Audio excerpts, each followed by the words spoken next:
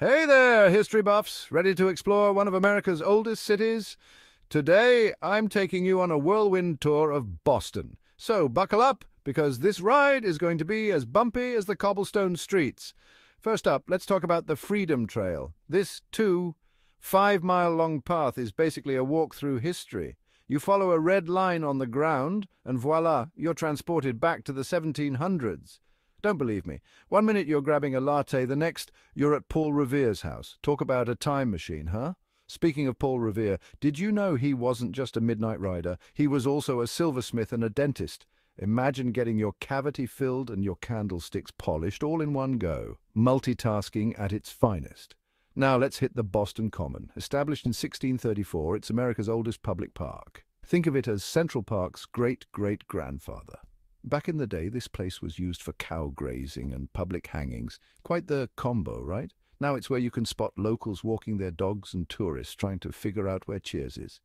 And who can forget Fenway Park? Opened in 1912, it's the oldest ballpark in Major League Baseball. Even if you're not a Red Sox fan, you've got to respect a place that's been around longer than sliced bread, literally.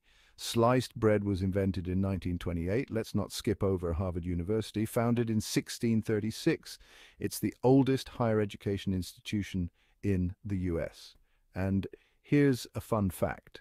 John Harvard, whom the university is named after, donated his library and half his estate to the school. But get this, the statue of John Harvard in Harvard Yard is actually of some random guy.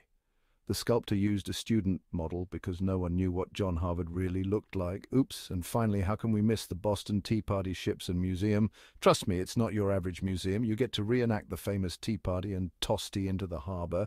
It's a great way to channel your inner revolutionary or just vent some frustration. So there you have it.